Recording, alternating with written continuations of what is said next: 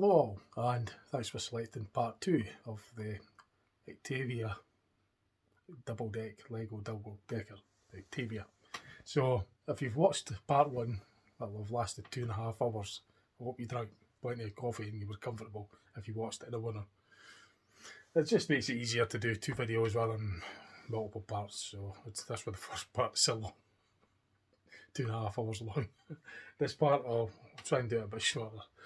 So as I explained, if you did watch all of part 2 at the end, I explained what I was going to do in this part 2. So if you've watched part 1, all of it, and you've watched right through to the end, at the end of part 1, I go into explaining exactly what I'm going to do in this part, and just so that you know, if you haven't seen part 1, then a quick summary. I'm going to open up this Octavia Lego bus that I built and designed and named. You'll get all the details in part 1 if you haven't seen it already. It's regarding the weight synchronization scale that I invented for my Lego models. So I brought up some Legos bits for tools and aid, basically, to get, so I could connect it up like a tools, so I could connect it in to get to the areas, because I can't get my fingers into all the bits. So it's easier to use Lego to connect them up sometimes. As I mentioned on part 1, I forgot to add a ledge under the bottom of the top front window of the double-decker bus. And the ledge, I'm going to use an 8x1 block, but unfortunately that will add weight to the overall weight of the vehicle. I want the vehicle at the weight scale of 117 grams equals a metric ton. I want the vehicle to be the equivalent of 9.55 metric tons, or 9,555 kilograms, compared to all the other Lego models that I've got, and I've got a lot. But I'm not going to make the video too long and display them on this one. I have done previous videos on my channel, just look back on them, and I go into a lot more detail regarding my other models that I built and designed using the weight scale and the scale weight of 1 centimetre equals 1 foot approximately, due to Lego limitations. So I'm going to open up this Lego bus to get into the where ballast tanks. Although there isn't any coins used for ballast, what was going to be the ballast tanks act as ballast in its own self, in its own right. So I'm going to have to adjust that by removing some of the other brackets to get the weight down, to compensate for the additional weight of this, which is going to be the ledge, the window ledge representative in my model Lego. So this time I could actually film it as I build, because I'm going to use the camera stand over there, and you'll be able to see it being built. Because previously I just had to build a bit, then log in what I was doing on the video, and you wouldn't really see the building being done. But in this part you will, because I'm going to open it up, adjust the weight, add the window ledge, reassemble it, just make sure the weights are all correct, and then I could say that it's actually finished. Then I'll write like a specification sheet. It's just basically the model, the number of seats, the capacity, the engine size, etc, etc, what it represents. Okay, so let's get on with it. So the first thing I need to do is synchronise this camera to get it lined up, so that you can actually see the work being done. So I try to get it lined up as best I can. It's a bit annoying because it's on a stand and I think to bump it. So I just hope, that's what we do is so this is far left as you will see it. This is far right. So I want to be building about there. In fact, I'll turn it in just a little.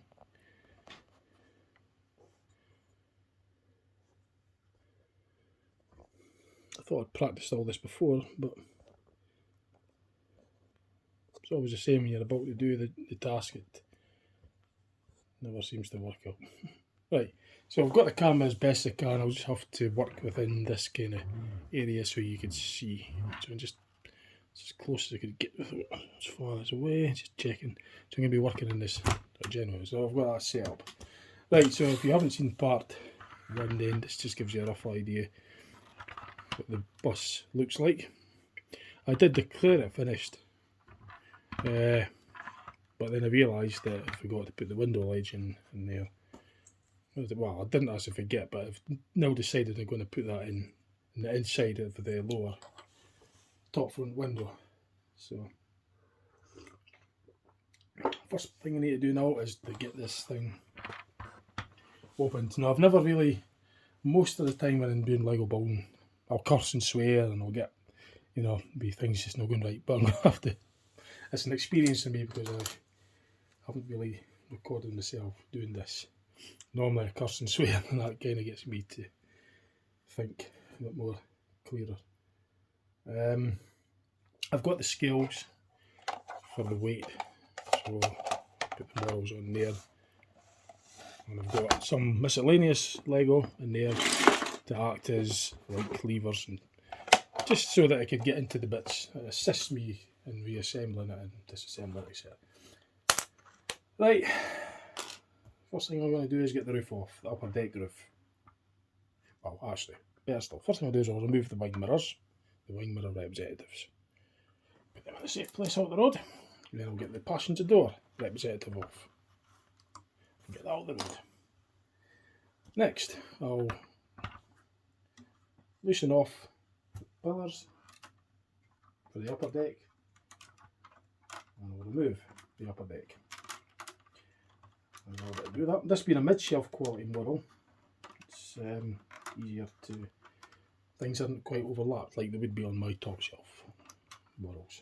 So in other words, this is a quicker, easier build. Mid-shelf, when I designate them mid-shelf, they're built quicker, which could be referred to as like cheaper. Top shelf will take ages building, even sub-assemble it and then re-final assemble it. So I've got the roof off. Didn't quite go the way I wanted all these pillars off, but that's partly because I'm yakking away and not concentrating and too busy talking to you on here, and that's going to distract me, so I'm going to have to not do that and just concentrate on getting this done. So this makes it easier for reassembling. Window pillars.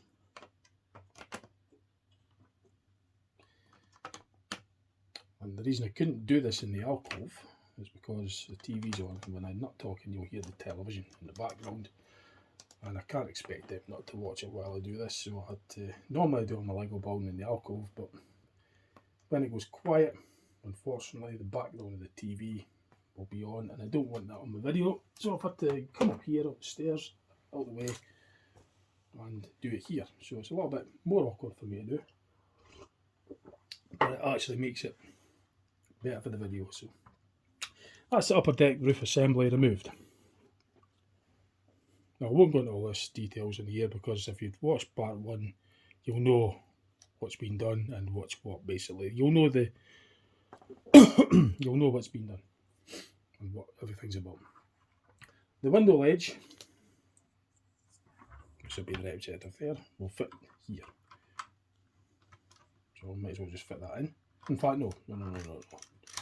Tell a lie, I'll keep that all just now until I get the ballast all sorted out. And I'll adjust that. Next task is to open the interdecking. So I've got to remove basically the upstairs, but before I do that I've got to remove these panels.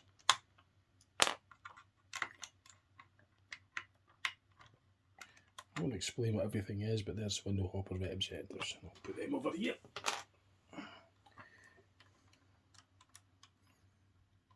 Destination display representative on that panel.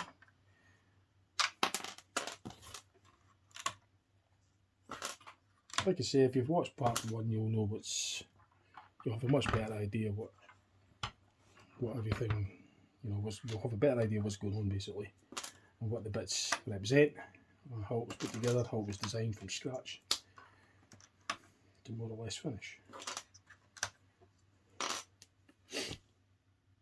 Right, so now I need to prise open pillars, and to do that I need to take the pressure off here. It's more awkward working like this because normally I work in the alcove.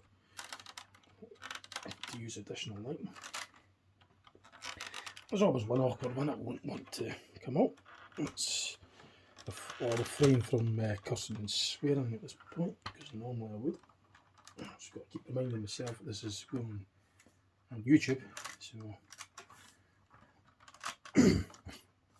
So I've loosened them off. Now I just need to open the deck and winner. Oh, it's always work. That's just the panel, it's just the support.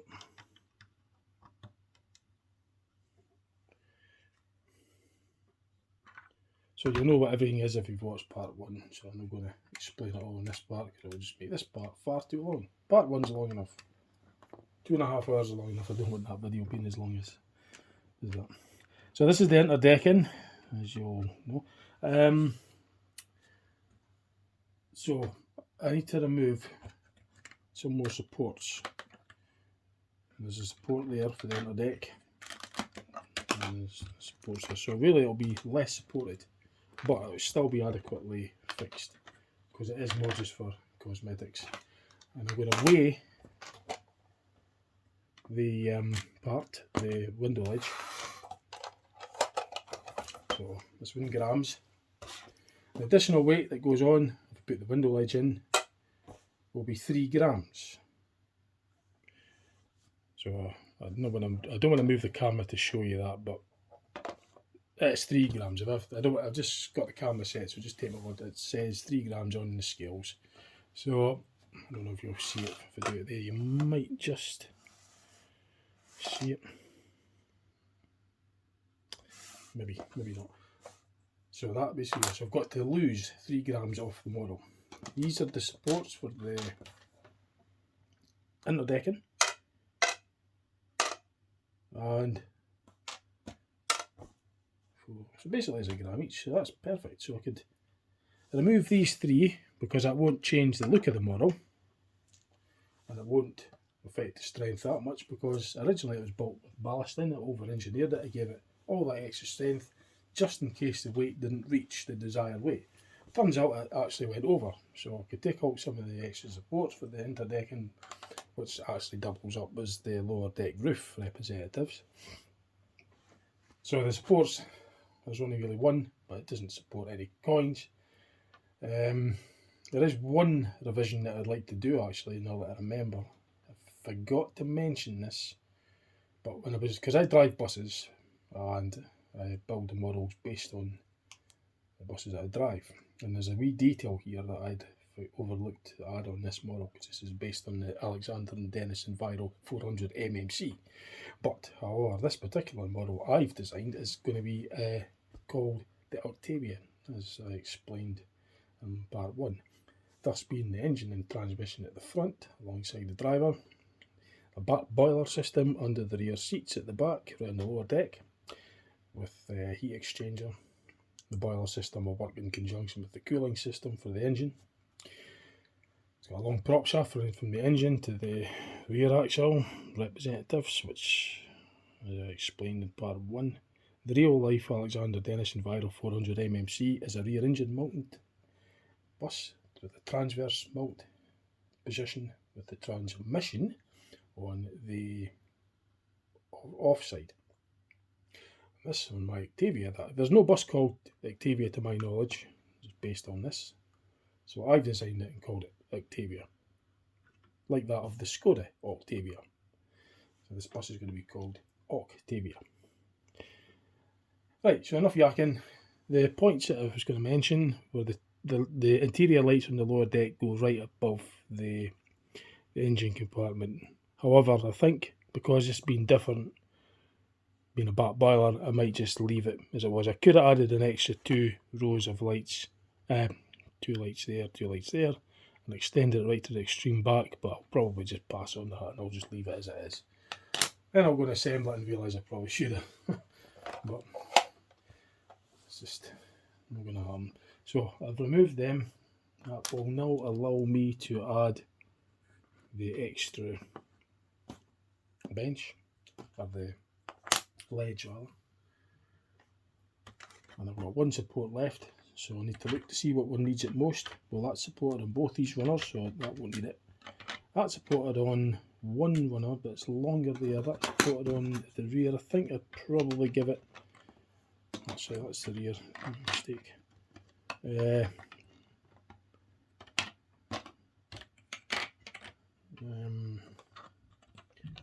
probably best if I put the support on there because it's at the extreme end, it's at the far end. So if there's nothing there, it's more likely to get pushed up or come loose there. But this is more centralised, so it gives it more of a balance. And it's also sandwiched between these two, which means it probably won't need as much support. This has got the support there and there, both the runners, horizontal runners. So it doesn't. I think putting the one remaining support at the back there would be the best decision, the best choice. So that's it basically. That's the ballast or the weight synchronised. So once again I'll just give it a final check. Window ledge weighs 3 grams, that's what's to be added. The 3 supports for the interdecking panels, basically the lower deck roof panel representatives, 1 gram each, so I've taken away 3 of them. So that, by adding this window ledge, shouldn't affect the overall unladed weight of the bus, which is a desired weight. The actual barrel of Lego weight will be 9.55 times 117 grams. It's 1,117 grams it will weigh. That represents 9.55 metric tons, or 9,555 kilograms. It's probably easier to say 9.5 metric tons, although I want to have that extra 5 and have it 9.55. I want it to be that weight. I know the exact weights of the buses in real life. And I know a fleet of Elsa buses that were 9,525. I want this one to weigh an extra 30 kilograms heavier. My favourite buses, the Volvo Elsas that were Alexander RV type bodied, weighed 9,762 kilograms. 9,762 kilograms was its exact unladed weight.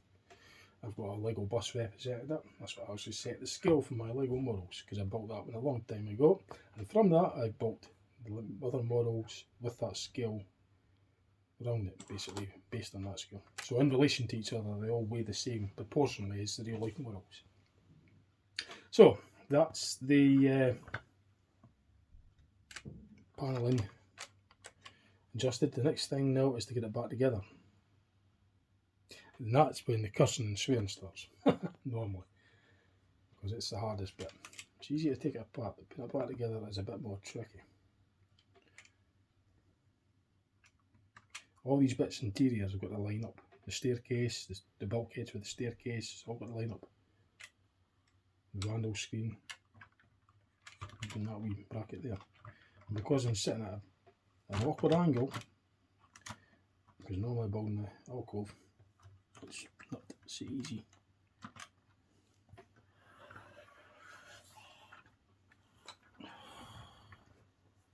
It's a wee bit more awkward. It's usually sitting higher than this. Now I think luckily for me, most parts was undisturbed, so everything was still fairly in line. Touch wood.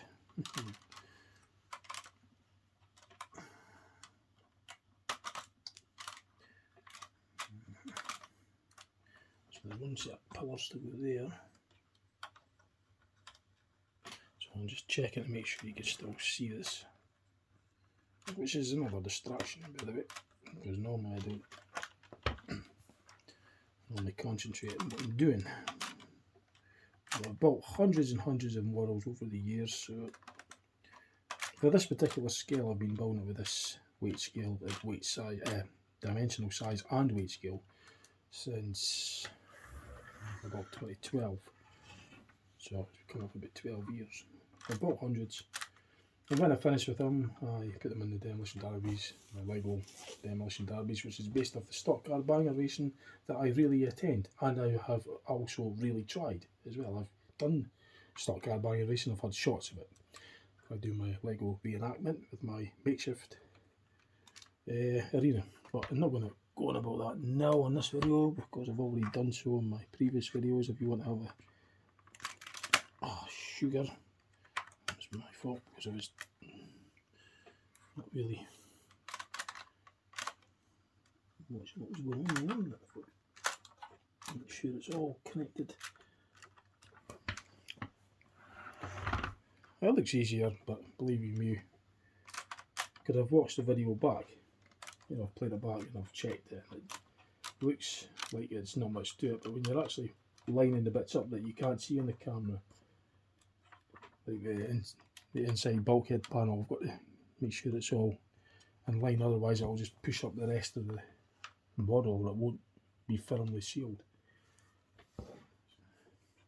The top shelf ones are never assembled like this. Top shelf ones are always done sub-assembly. Well, it's assembled, then it's disassembled, put into sub-assemblies, everything's checked, pressed, fitted together properly, then it's done as a final assembly, and it all goes together much better.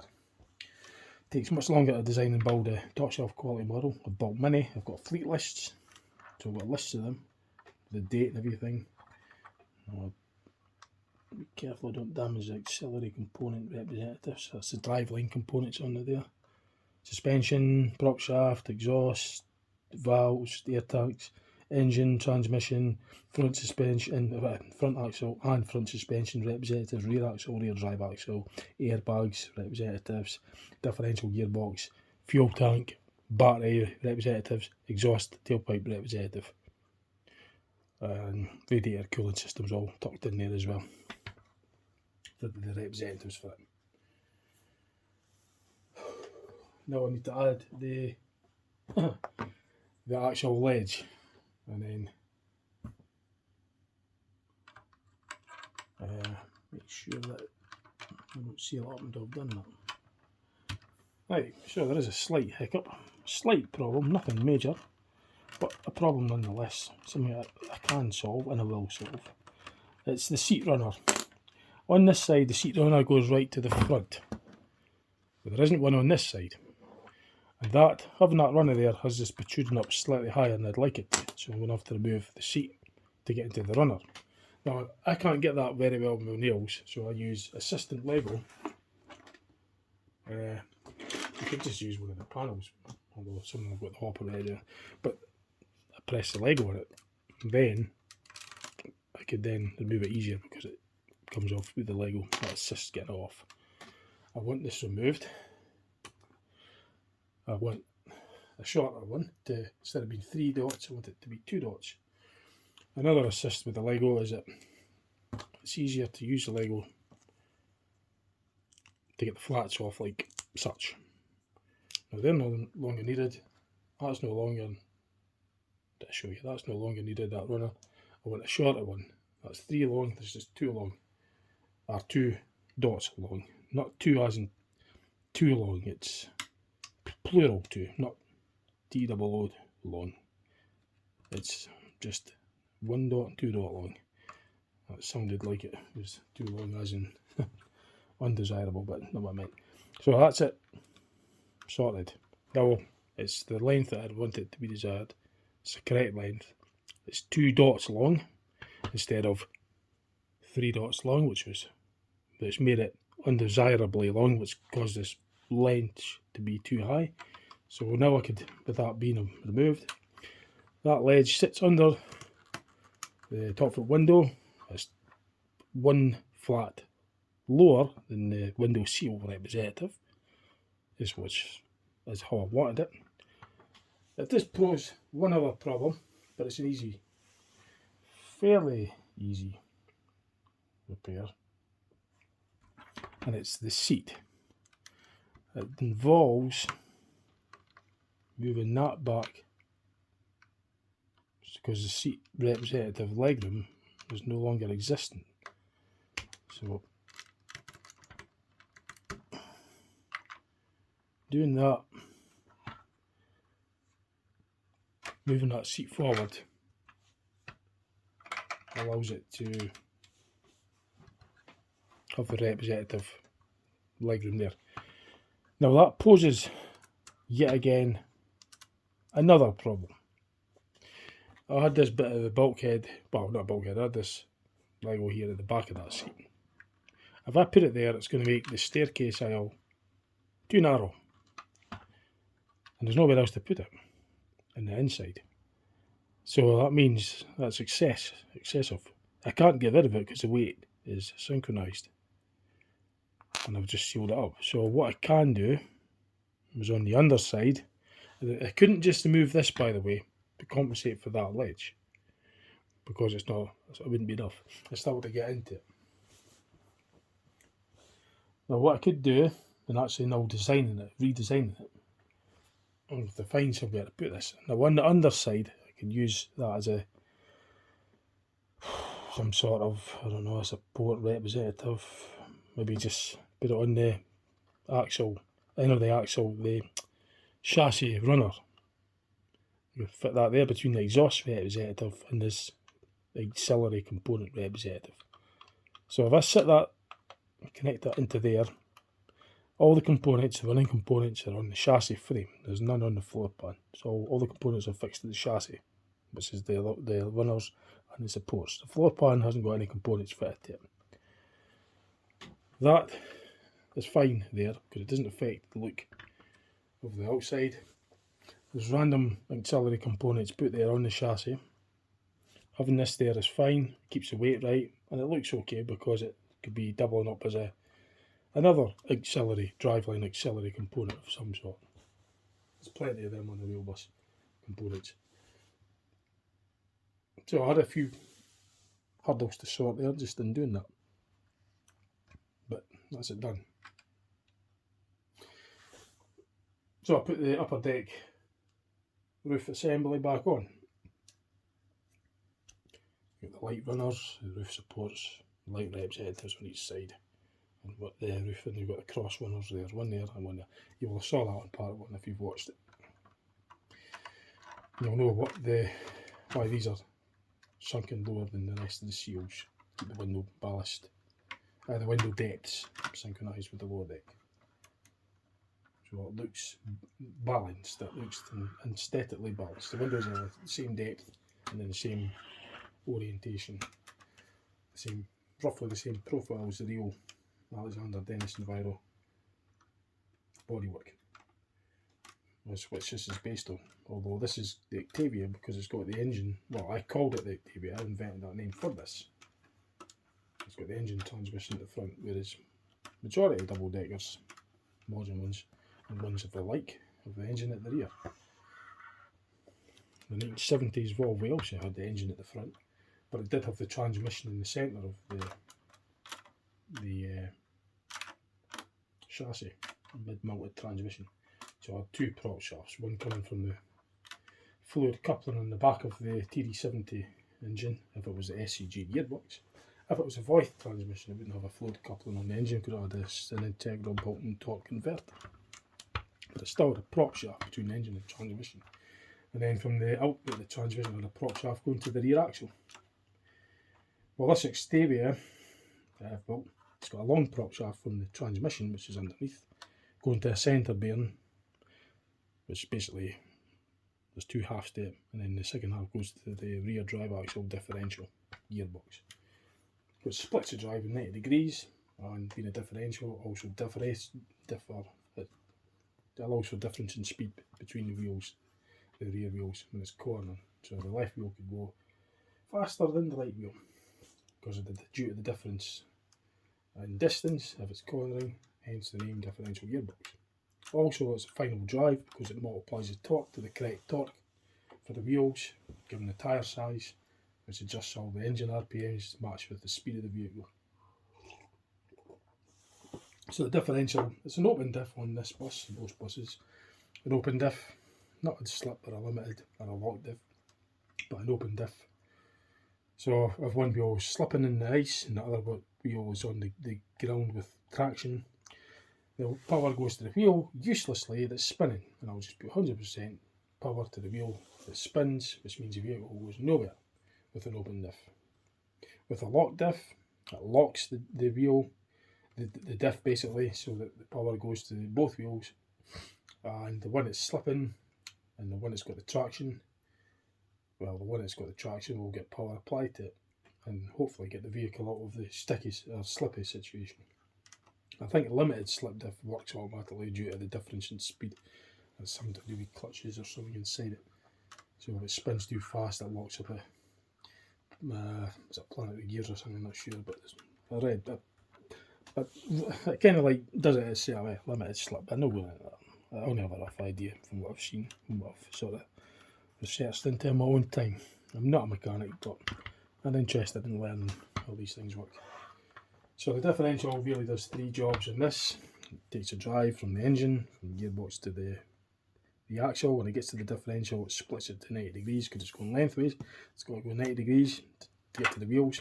It allows both wheels to turn at different speeds when it's cornering, but yet apply proportional differential and torque to each wheel. Power. It also multiplies the torque to give the final torque at the wheels from the engine. It multiplies the torque from the engine through the gearbox. Gearbox is the torque multiplier.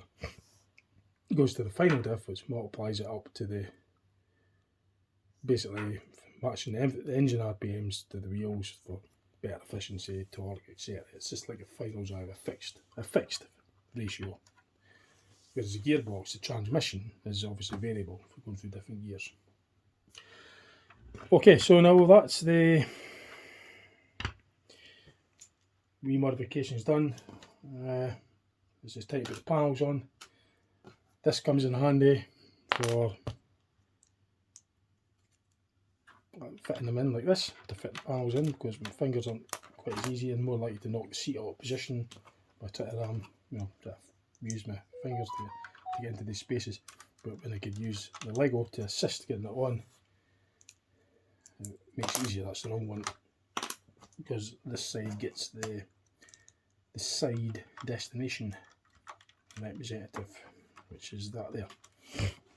There's one on the front. That's the main destination on the front. No, you can't see through it because of the ledge as well. That window ledge acts as a block, because without that you would able to see right through this.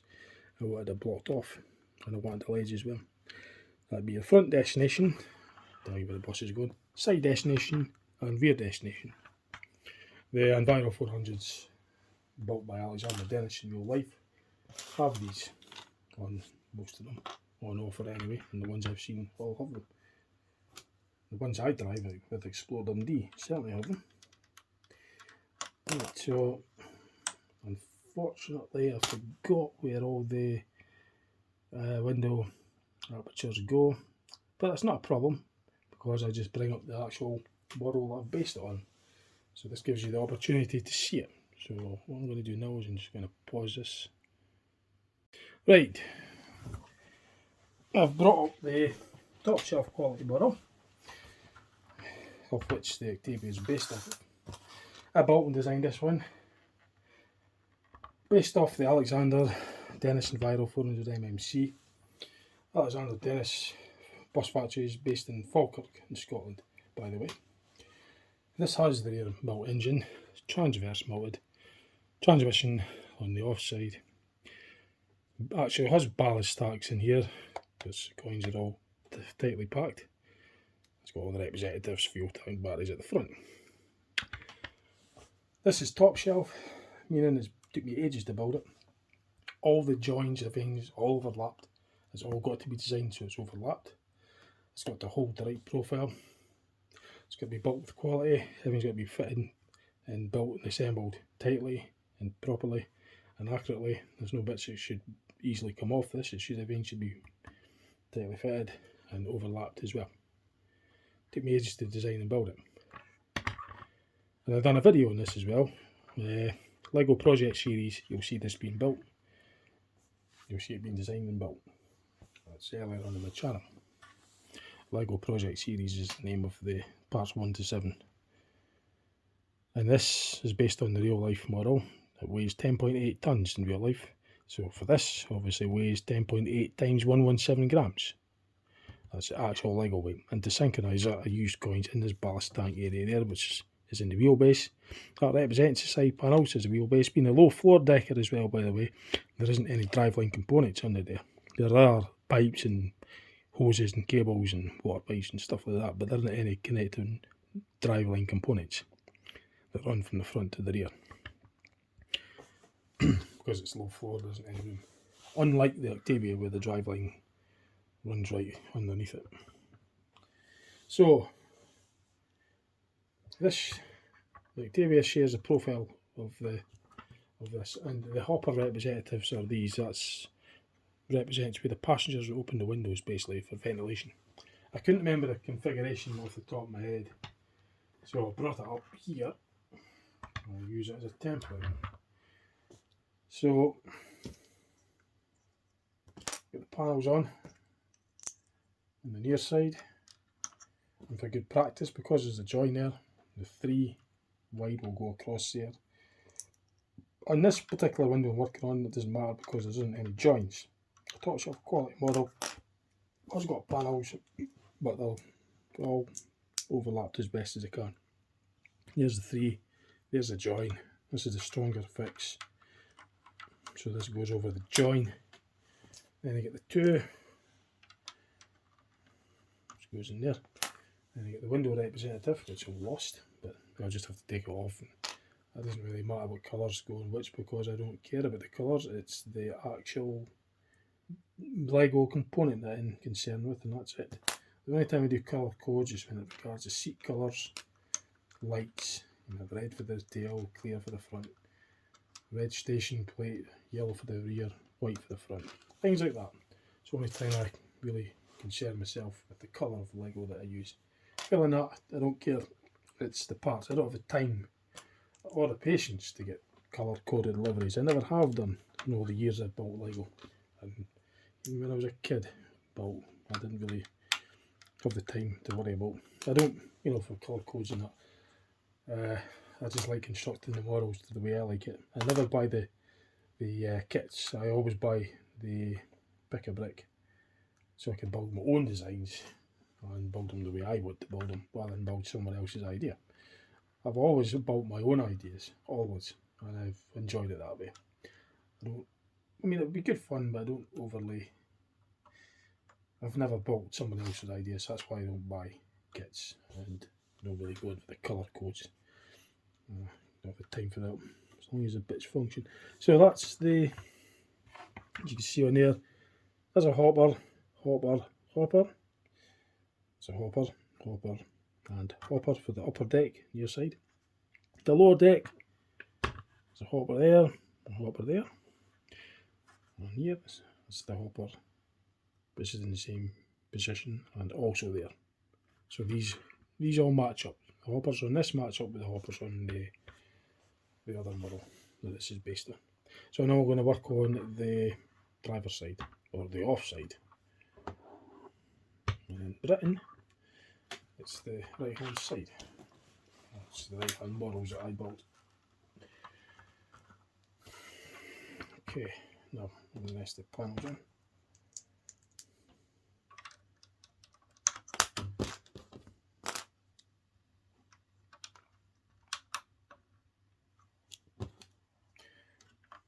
Sometimes it's easy enough to go on, sometimes it isn't.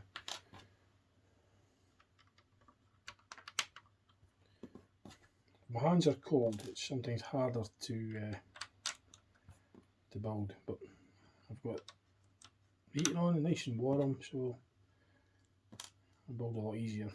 And slight perspiration on the hands is handy for when you're doing intricate work. If the skin's dry, the Lego just kind of slips through, and it's harder to slime. I drop things easier. It's a pain in the neck. It's easier when if the skin's softer and a bit more moist, and in a nice warm room. So sometimes in the alcove, if it's a draft, or if I just genuinely feel cold for some other reason, and my skin's dry, it's harder to build. I find I drop things like wee parts like this. I kind of end up dropping it. I get really, that's where I curse and swearing. Like, when you drop a Lego block, it always hides. It falls somewhere and you never find it. It's a pain in the neck to find it. Anyway, that's the profiles on. You might just see it on here. So upper deck, there's a hopper there, there's another hopper. So it fits in, that's a hopper, there, and there. So that lines up. And then for the lower deck, you got the hopper there and the hopper there. Same as on this model, hopper there and hopper there. That's it. I just need to add the door representative, passenger door representative. which is what I use for it. I need to add the wing mirrors back on again.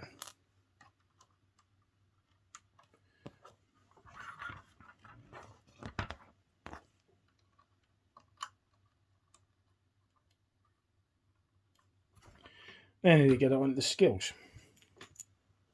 I don't see why it shouldn't work, because I've weighed it. There's no reason why it shouldn't. If it does, I'll be amazed if it affects it. If it doesn't go the way that it's planned. Yep, that's fine. Is it 1118 grams? That's exactly what I wanted it to be. That's 1108 grams. So when you divide that by 117, exact figure on here. Obviously, LEGO limitations is a very slight leeway, but that'll work. So this is the grammage, 1108. Divide that by 117. And it comes in at 9.5555 exactly metric tons. So that's close enough for me. In fact, that's pretty much bang on. I wanted it at 9,555 kilograms. So you just times that by 1,000 to get there. That's where it would be in kilograms. So that's what I wanted. That's what I wanted. That's the weight, bang on. 117 equals a metric ton on my weight proportional scale. So I wanted this vehicle to weigh 9.55 metric tons, which translates to 9,555 kilograms. So the actual model weight is 1,118. Divide that by 117 equals 9.55 metric tons, and there's 1,000 kilograms in a metric ton, so you just times that by 1,000. Comes up with 9,555 kilograms. That's bang on. That's just exactly how I wanted it. Bang on. The actual model, the top shelf quality one, which is based on the real life Alexander and Viro 400 MMC double decker bus. The ones that I drive were Explorer Dundee, weigh 10,784 kilograms empty. The model, the closest I got it was, comes in at 1262 grams. I've got it all written down anyway, but I just comes in at exactly 10,000 or 10.786 metric tons. So times that by 1,000. That's 10,786 kilograms. That's only 2 kilograms off. That's good for me, and I'm happy with that. So when I bought this top shelf quality model, which you can see this on my channel, it's under the LEGO project series, parts 1 to part 7. The weight there is good. So just to go over again, it's 1262 grams is the actual weight of the model. Divide that by 117. That's 10.786 metric tons. There's 1,000 kilograms in a metric ton, so you just times that by 1,000. That's 10,786. The Explorer Dundee buses that we drive, that I drive, they weigh 10,784 kilograms. There's two batches. Explorer Dundee have a batch of 9 with ZF gearbox, which is only a few kilograms either way difference with the overall unladen weight. And there's 14 with the Voith automatic transmission. They actually came earlier. They're a year older. And I prefer those. So the weights are all good on that.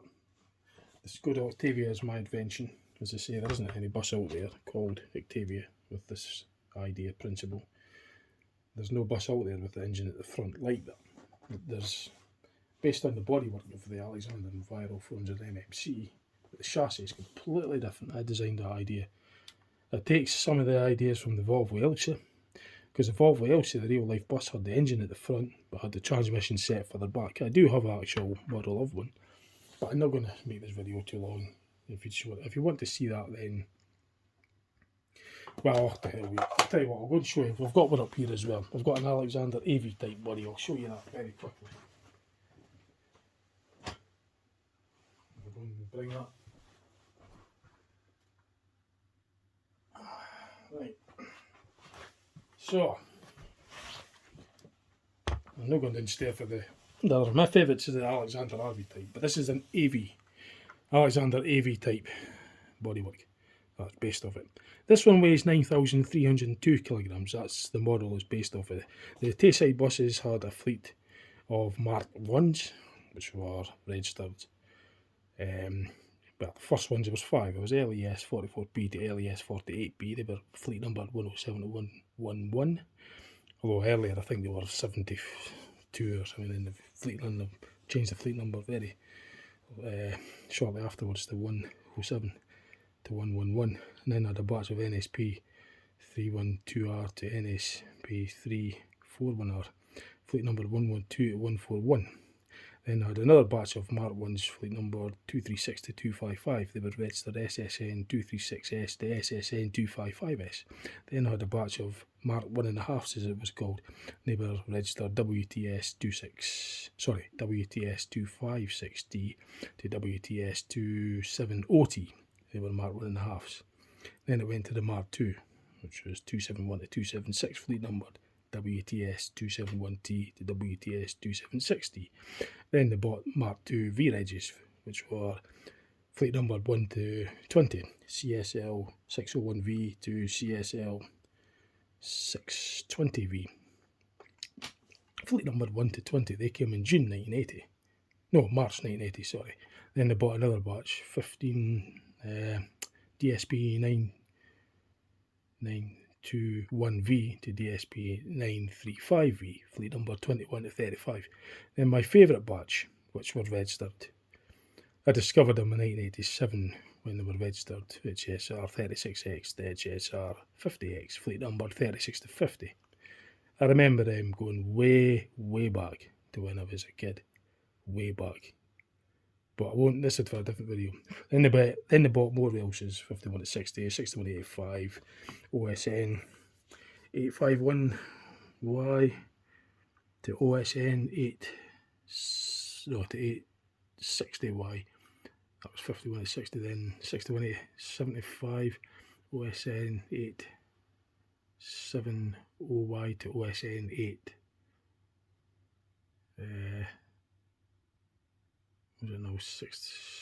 OSN 861Y to OSN 875Y. And then they bought another batch of 10 A76 SSP to A85 SSP. Never fleet numbered 76 to 85. So Tayside had a big batch. The Mark 1s weighed 9,302 kilograms. And also the Mark 1.5s came in at that weight, they were registered that way as well. The Mark IIs were 9,642 kilograms. My favourite buses weighed 9,762 kilograms. 51 to 60 weighed 9,652 kilograms. 9,652 kilograms. 61 to 85 weighed, they were East Lancs bodied. They weighed 9,525 kilograms. The East Lancs bodies were 61 to 85. The Northern Counties bodies, they were Mark 3s by the way, Volvo Wilson Mark 3s. 51 to 60 were Northern County bodied Mark 3s.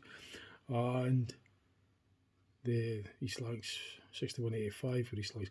36 to 50 were my favourite. They were Alexander RV type bodied Volvo Elsas.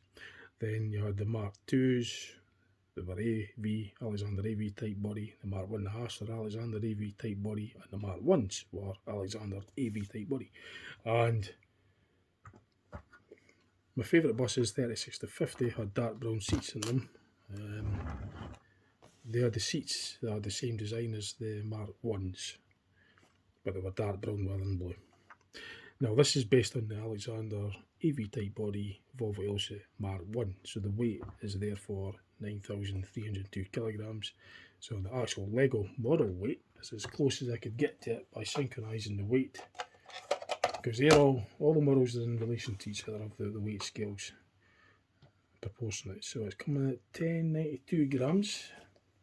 So you'll probably know the drill by now. Divide that by 117. Calculator. So yeah, that's pretty good. That's 9.333 metric tons. So we times that by 1,000, It's 9,333 kilograms. That's not bad. That's okay. Sometimes the weight fluctuates between 1092 to 1091. It does fluctuate slightly. If it's 1091, it's 9,324 kilograms. But it's no bad. That's pretty good. You know, it's near 10 tons. It's negligible really. But I like it to be as close as I could. But Lego limitations. That's good. I bought this about 5 years ago. Was it 5 years ago? I've got a list, all the lists on anyway. That's what I'm going to do next. See all these models. That's top shelf. This, by the way, is also a top shelf quality model. So there wouldn't be any creaks or cracking noises or any loose part. It feels much more solid. When you lift it, it's solid. There's no coin wattlage. There's nothing. Everything's built with quality. When you lift well, it's top quality, so you don't hear anything with that either. But when you lift the mid shelf quality, it feels a bit looser. It's not quite as built. There's more. It feels looser because it is, because the overlaps isn't the same. On the top shelf, everything's overlapped, everything's sealed, much tighter. Everything's tightly packed and tightly fitted, so everything's sealed. So there's no any bits that could just come off. It's easy. But on a mid-shelf quality, as I name them, I call them this, by the way. That's a term that I use. There's mid-shelf, there's top shelf, and there's mid-shelf unregistered. The mid-shelf unregistered are just built for the destruction derbies. They don't last long. Although there is actually a register, because I do keep a record of when I built them. And I identify them with the model, the date it was built, and the weight. So I've got lists of when they were disposed of as well. But I go into a lot more detail in my other videos. I don't like making these videos too long. But anyway, that's that. That's it done. So I could declare that model finished now. Okay, so what I could do now is I'm going to register the model onto my register, because it's a mid-shelf and I'm going to keep it for a while. The top shelves are always automatically kept and built for the long term. The mid-shelves are kept and built for a while as well. The mid-shelf unregisters are built for maybe just a few months, but they're going to end up in the destruction derby and they're going to crash them together. And the weight crash proportions, the impacts are proportional to what it would be like in real life, because the weights, the masses are the same. The actual weight crashing into the cars and the lorries, other lorries and vans, the weight proportions are the same, so the impact and kinetic energy transfers are going to be roughly the same as the real life in terms of the weight. But being Lego, obviously it's Lego, but I bought a lot of intricacy into them, so there's bits that get broken and damaged, and I like to see how they perform in a crash, and then change the way I build them. And I like watching the real life banger racing, stock car banger racing, so I do the same in Lego. I like seeing what happens when the crash are recorded. There's a few of my videos as well, by the way. I see how it all fares up, what I could do to strengthen them, stuff like that. Anyway, the next thing is to get a specification sheet written up and registered onto my mid-shelf register. Right, so I've written up a wee specification. This is just I've got folders downstairs with tons of paper with all the fleet lists and specifications that I've done with the previous models that I've built. I've still got loads left. I'll just give you a very quick glance. See, I haven't prepared my room or the models really for display for YouTube, so I'm just giving you a very brief glance. I've got loads downstairs, I've got more in the shelves below, but that'll do for this video. Just a very brief look. I did go into a lot more detail and I presented a lot better with the videos, the Lego project series, if you want to see more. So back to the matter at hand. Let's get on with showing you what I've done here. So I've got fleet lists to go back for quite a bit. I've got more downstairs. I think the earliest. So what I've done is I've logged in the specifications. So this is just a makeshift like a makeup logo that I've made. Alcove mid-shelf Lego model vehicle builders.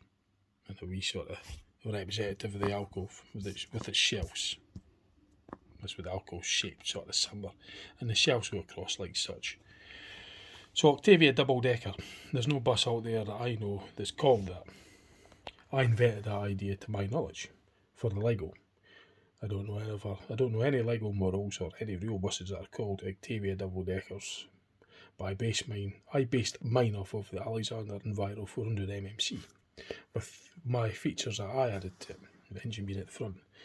So, to identify my models when I register them, there's really two main things. Well, three. There's the actual description. Octavia double-decker. And the build date, okay, I put 24th, 25th. So I'm just going to put it the 24th, because I did sort of say it was finished. I'm going to class what I'd done here, when I opened it all up again, as a modification. But 24th, 25th, because it was actually in the small hours anyway when I completed it, as you'll probably know in part 1 if you've seen it. But that's good enough. 21st of January 2024, that was the build date. And of course the other identifier is the weight. Now it can either be identified by the weight in kilograms, is what it's to represent, or the actual model weight in grams. Like this, for example. Description, Range Rover 4x4. The weight in grams, and it actually has it in kilograms as well, because you just divide that by 117 grams and it will tell you the actual grammage weight. Or you would, because 117 grams equals a metric ton, so if you divide that by 117, it should come in at about 2.512, because 117 grams equals a metric ton in my weight scale. And then of course the slight description, 4x4 Rover, 4x4 Range Rover, 2.5 ton, 4-litre engine, and the build date, 26th of January 2016. So even the top shelf models have this as well. Big lists like this here, a fixed chassis flatbed lorry.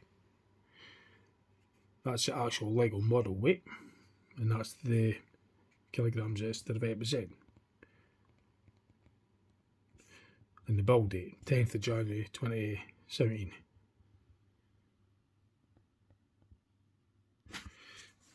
And so on and so on.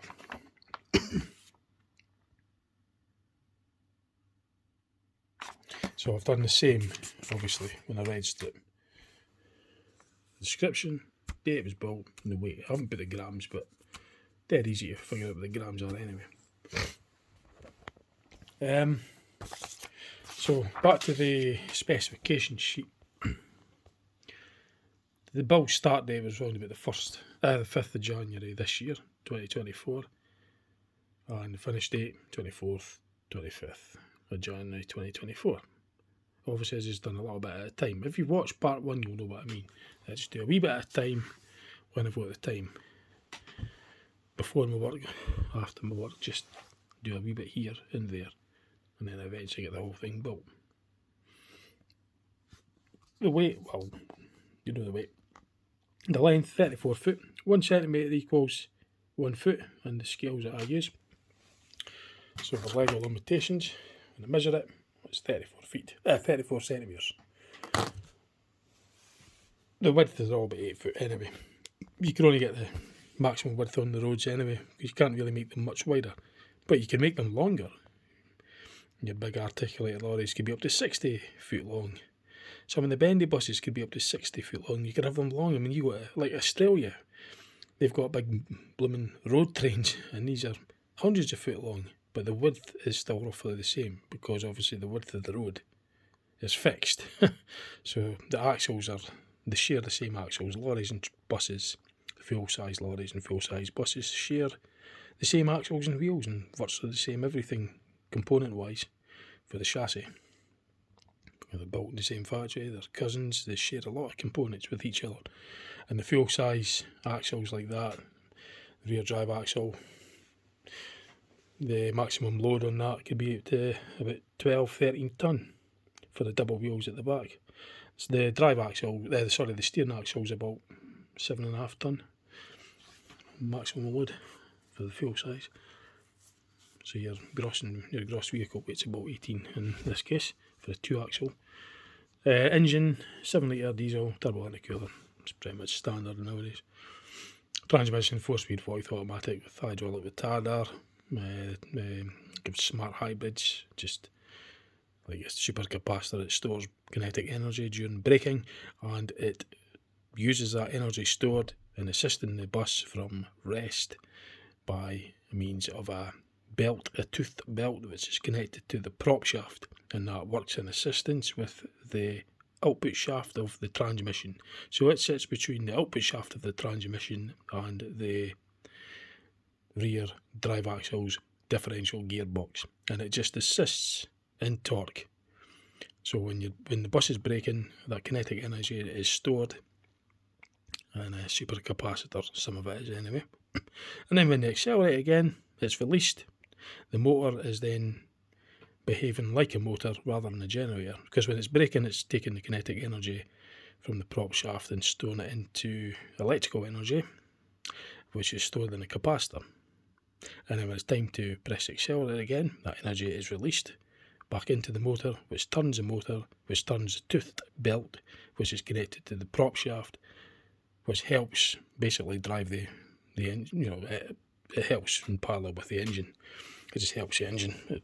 It's for economy, and it's computer controlled as well. Basically, that's how it works. Gross weight 18,000 kilograms for a 2-axle vehicle in the UK. But because my Octavia, I've got earlier on, it used to be 17 in the 90s, I think, and then they brought it up a wee bit.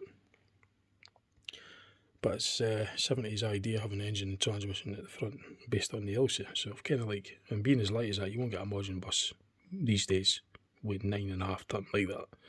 You would in the 70s and 80s, like they say the ILSAs and that, but I wanted my model to be like an old fashion model, but modern as well. So it's got the Enviro 400 MMC bodywork, low floor and everything, but it's got an old-fashioned driveline. And that's kind of an idea of inventing my own back boilers. And that's looking at the confusion actually, because that's sitting there looking at the top shelf Enviro 400. This is the Octavia bus, and they look very much similar, because so they should. Basically the bodywork's the design and same idea. Where am I now? Where was it? Gross weight, yep. Gross weight. Fuel tank, 250 litres, plus 50 litres of AdBlue. That's exhaust fluid. They spray this into the exhaust system to treat the exhaust gases before it goes out into the air. It's basically like an exhaust treatment. It's injected in and it's controlled with the computer.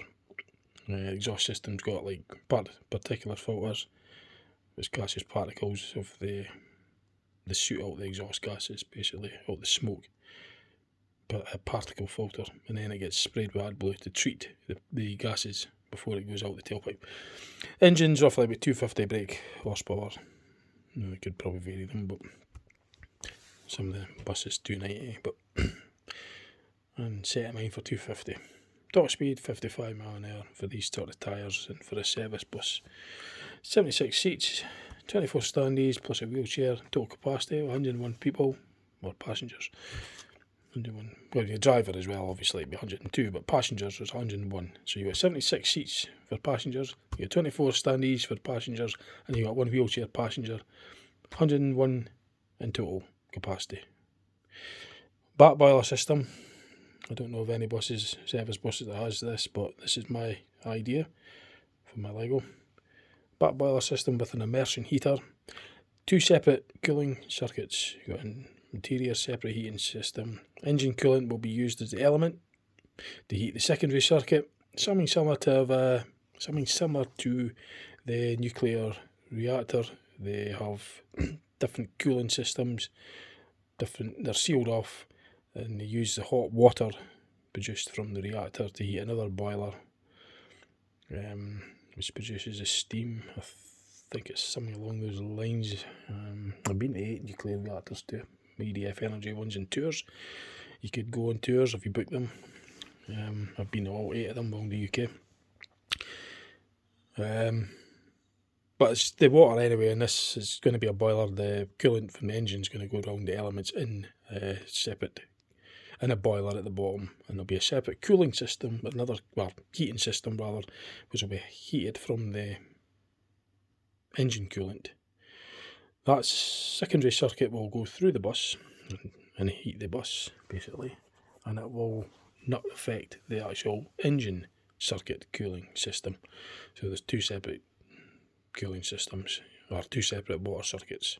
There's also going to be an electrical immersion heater as well. So you've got the immersion heater for the cooling, the elements from the primary immersion heater will be the engine cooling, so it's going to be coolant going through the elements to heat the secondary water circuit, and you can control the body heat with a separate water circuit. The electrical secondary immersion heater will be used for to help cool the engine on cold starts. It could heat the engine coolant. Also heat the oil up as well, if it goes through an oil to heat in it, heat exchanger, or maybe reverse it. I don't know quite how they work, but you can maybe have a system where you could, I think if it was to heat the water to warm the oil, so the oil's thinner to get into the smaller components on a cold start, like the turbo for example. So this back boiler system is going to be located at the back of the lower deck rearmost seat, as you'll have seen in part 1 when I built the model. I put the representatives in there and the vents as well, so there isn't a build up with too much heat. There's ventilation for the boiler system. There'll be heater matrix in there, also suck air in from outside.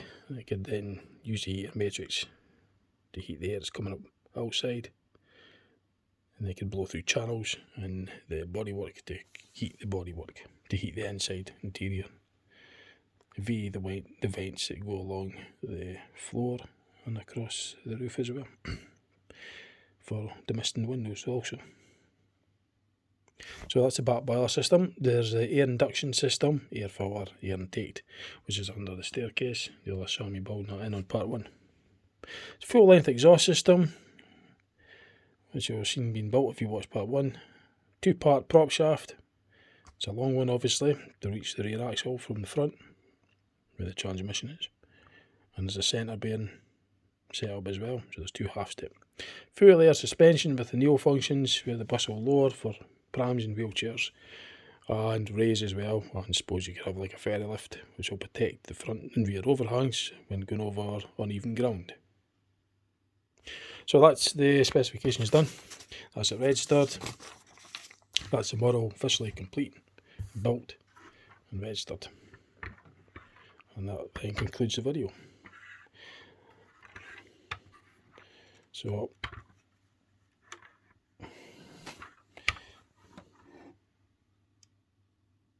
pretty much, yeah, as you see, you've got much more in-depth detail if you watch part 1. So it's quite late now, it's 20 to 1 in the morning. That's actually early for me. I work late shifts all the time, so I'm usually home after midnight, and I always unwind before I go to bed, either watching TV, video, DVD or whatever, or do some Lego building. I can't just go to bed after work, you've got to do something, got to unwind. And I've just been doing wee bits here and there after my shifts on Lego in the building. And if you've watched the parts in the previous videos I've done, you'll have seen that I've showed the time, the time I start, the time I finish. I can work up to 3 o'clock in the morning, and then I'll go to my bed. So that's it, done, finished, and I'm happy with that. I'm going to relish this one. I'm going to keep it for a while and not destroying this one. When I finish with models, I don't just take them apart by hand. I put them in the destruction derby banger race style, amongst other ones as well. And then once the Lego's completely in bits, then I'll just rebuild, recycle it, put all the Lego in its certain places so I could find the parts easy. So I'll separate all the parts out, and then it's much easier to build because I know where the parts are rather than search through randomly. So there's not much more I could So I was saying I'm quite tired. The video will be way too long. Hope you've watched the other parts and get more of an idea what I'm referring to. And you'll see the other models. But that's the Octavia double-decker built. So after all that, it's probably going to last about 3.5 hours worth of video. If you include part 1, which is 2.5. This will be about an hour, maybe even more. Maybe even 4 hours. Anyway, I hope you enjoyed it all. Hope you like Lego. If you like Lego, then I hope you enjoyed this. This hopefully will make you sit and watch it and enjoy watching it if you like seeing what I do with Lego and ideas what could be done with Lego.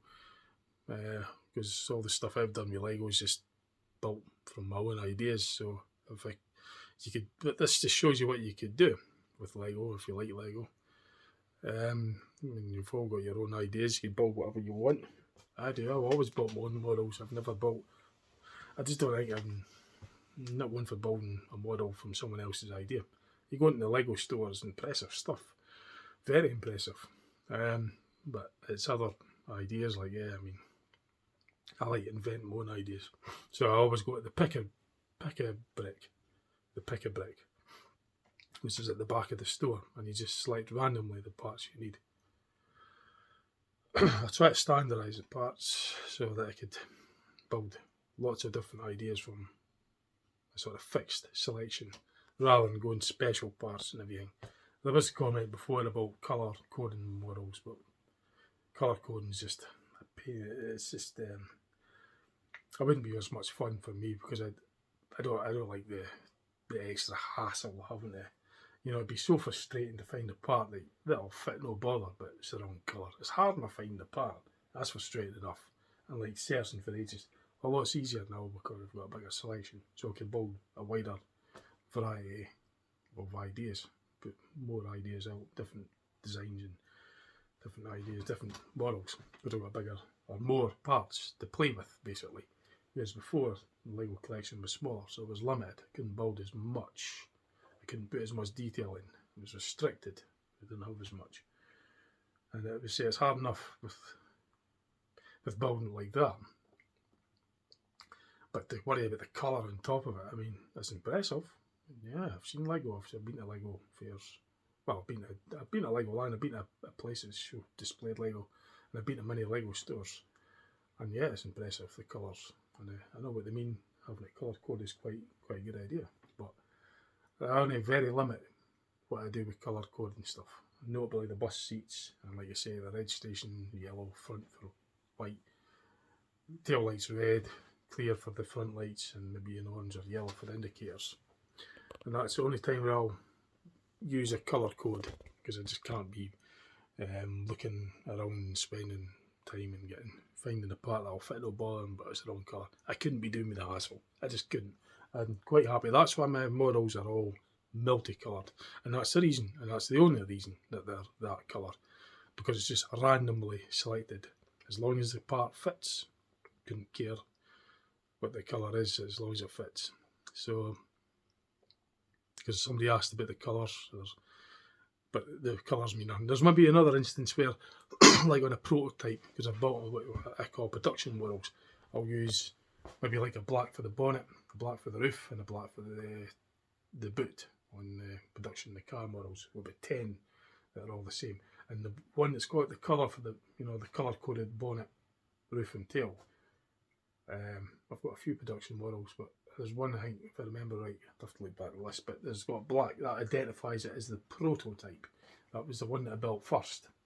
And then from that, I built the other corresponding models, identical in every way, shape or form, apart from the colour, of course. But the actual way that the Legos overlap in everything, about 99.9 of it's identical. In some cases, some of them are 100%. I've still got 2 mini buses that are. I've actually got I've got 2 mini buses, top shelf quality, that are identical. I've got I think I must have put an identifier mark from the prototype, although I think it was years ago. Maybe bought them both simultaneously at the same time. But there's 3 full size buses, mid shelf quality, production ones. 3 of them are identical. And there's a prototype, and I've got a marker on it. I'll have to look back at my fleet list. It's the only time I really care about the colours for the colour codes. There's maybe like for the grill at the front on the Elsa, because it's particularly a particular feature. I use a black for the grill, but I very limitedly worry about the colour. But anyway, that's it. So hope you enjoyed the video. See what else I put on my channel, and thanks for watching. It's been a long one, but hope you've enjoyed it. Bye for now. See you later. Bye.